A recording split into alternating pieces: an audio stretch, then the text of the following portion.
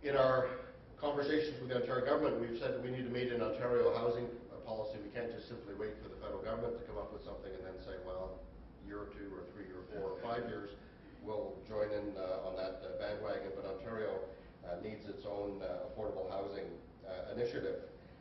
And I think that in this provincial election, as Senator Siegel said, that while we all support the general campaign for a poverty-free Ontario, we know that that's expressed in terms of positive policies like a commitment to affordable housing investments, because we know that one of the big drivers of poverty in Ontario is the high cost of housing. It's the single biggest expense for low, moderate, middle-income households, and it's the single biggest factor in which we can make a difference in terms of the health and lives of low-income people.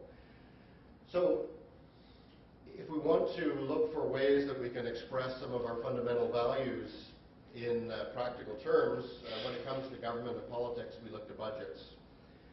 And it's challenging and difficult to dig through the numbers in terms of federal budgets, but I want to end with a couple of observations, again based here in Ontario. One observation is that Ontario, on a per capita basis, that is to say, if you divide the total amount of housing investments in Ontario by our population, we have the largest population, of course, of any province in Canada, what you find is we're dead last in terms of provinces in Canada in terms of investments in affordable housing. That expresses a certain value in my view. It suggests a certain set of priorities, political priorities, which I think are somewhat tragic. Saskatchewan has the highest, Alberta the second highest. And while Senator Siegel was talking earlier about Alberta and that we don't often look to Alberta, some of us anyway, and no offense to people from Alberta, we don't often look to Alberta for progressive social policy. In fact, when it comes to housing and homelessness investments, Alberta in the last couple of years has led every other province and territory in Canada in terms of making substantial unilateral provincial investments. It's got its own provincial affordable housing program, which sets out a 10-year strategy. It's got a 10-year plan to end homelessness in Alberta, not to reduce homelessness, not to make homelessness more comfortable for the homeless people, but to end homelessness in 10 years. And they're making substantial progress in that province, funding thousands of new units of affordable housing. The final observation I want to make is right down to the city level.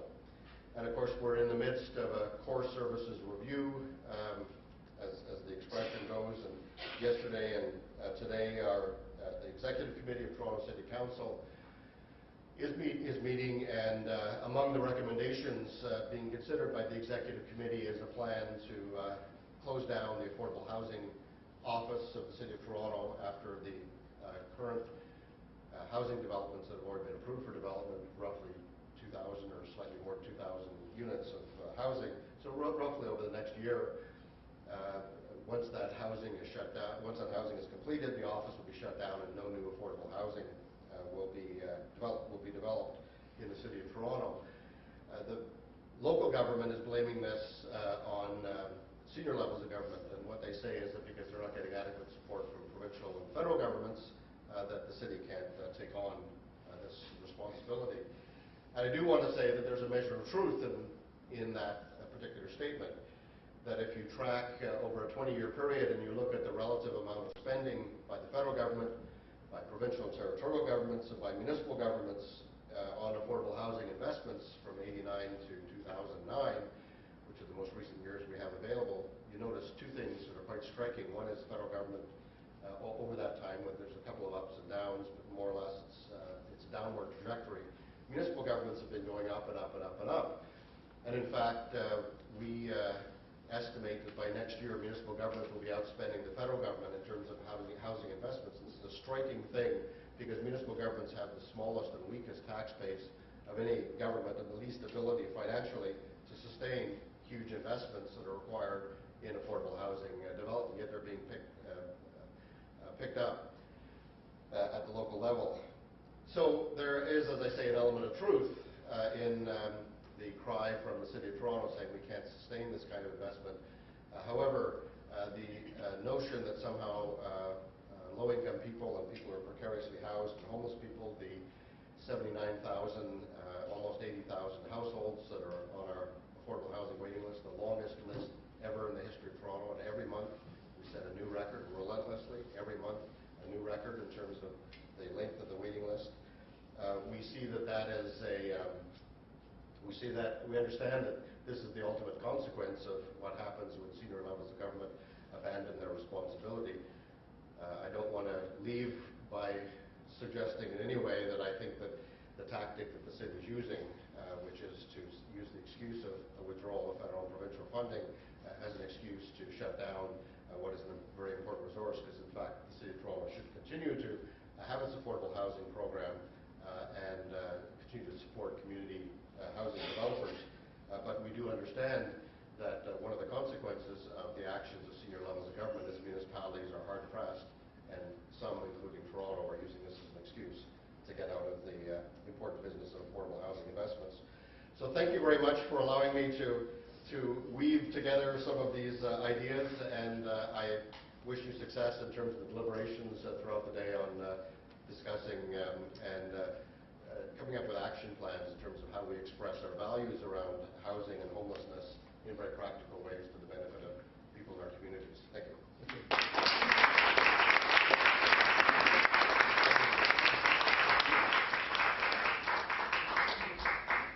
Thank you, Michael. Michael has reminded us and described very clearly the international context of where we are, talking about the expression of our fundamental values as they come through in social policy and laws and regulations, etc. And very interestingly, reminded us to open our calendars to the year 2014, which is terrific. So we have a couple of minutes for 2 questions or so, and so if somebody would like to ask a question, then here is the microphone. Do you want to just come up? I was surprised, as most of us might have been, about Alberta. You're right, we don't look to Alberta for such leadership.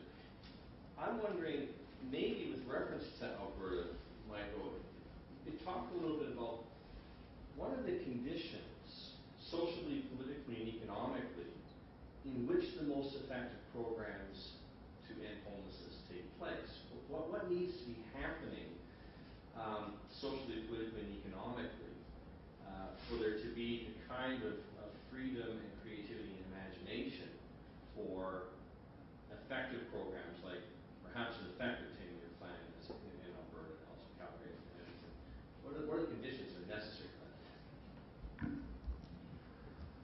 Thanks. That's a great question, and I think that there are a couple of things. I think one is that at the community level, there are a lot of smart people that have not stopped in terms of their understanding of social policy by saying that we should just listen to our hearts and do what we feel is the right thing to do.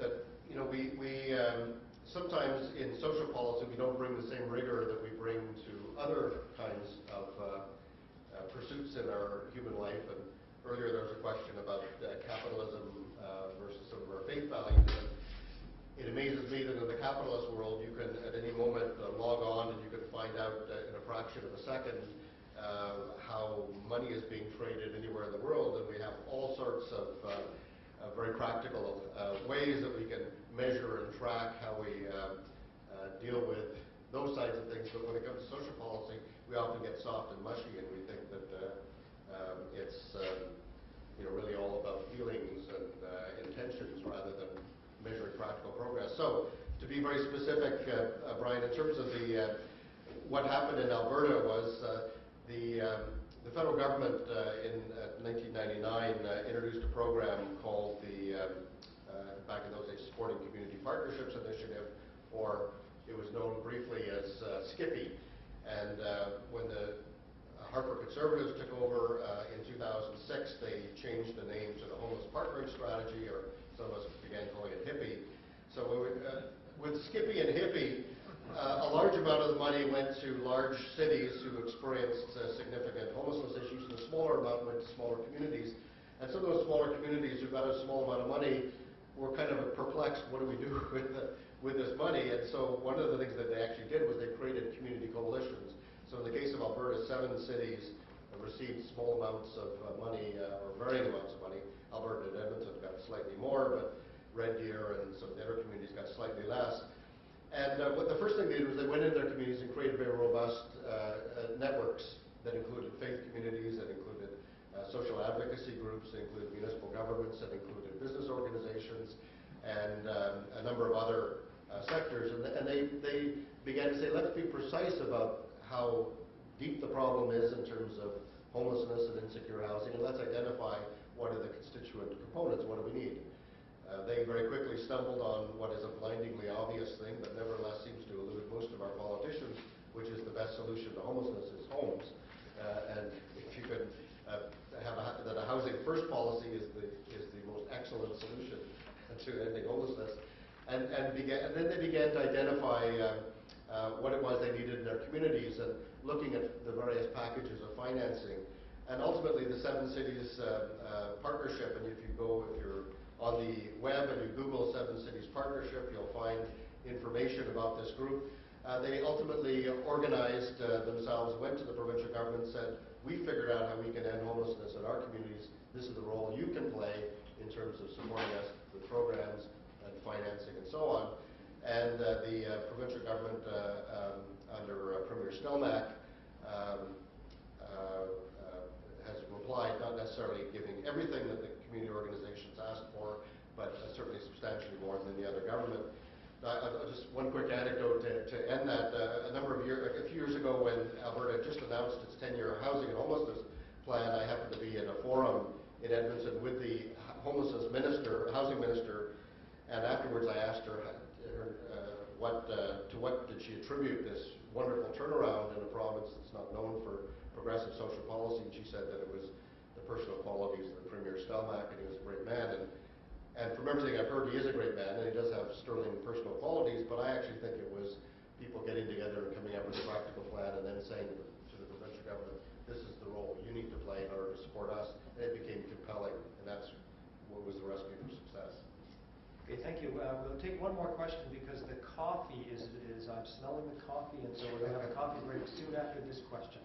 You'll have time later to speak to Michael. He's going to be here for a little while, so we'll just have one more question, then we'll go to a break. First, I want to thank you for your presentation. Heard a lot about Michael Shackoff. I'm part of the organizing committee today, but I also normally work as a social worker with many working poor families who live in the city of Toronto and in Peel and York and regions around Toronto. And we know that the value or the amount for rent is very, very high for many families. In my experience, many working families who are paying full market rent for their apartments are using the child tax credit to offset the cost of housing. And I know that some people were saying to me recently that there's this notion of a housing benefit floating around, a provincial housing benefit. And I'm just wondering if that actually is something we as a group of people could be asking practically.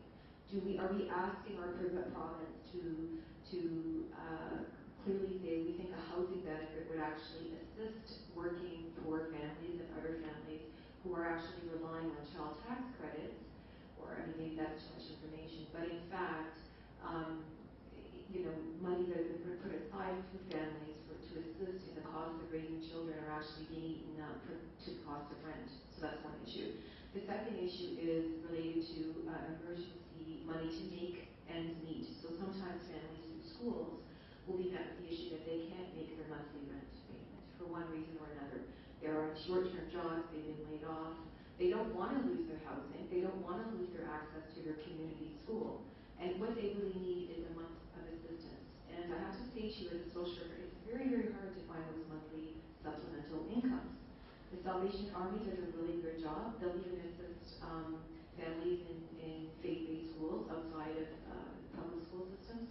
St. Vincent de Paul will come through, but generally don't give you the entire amount. $1,200 is a lot of money for any faith-based group to come up with for a family for a month's rent. And really, sometimes it's just a month or two that we need to help families out with, and then we can sustain their living. So just in terms of a voice from the margins, they're working with people who are on the margins. They want to keep their homes. They want to stay in the communities they're in. What should we be asking? And I'm looking to you as the expert here on a housing benefit provincially, or I'll leave it up to you. Great, a very thorough question. Thank you very much for the question.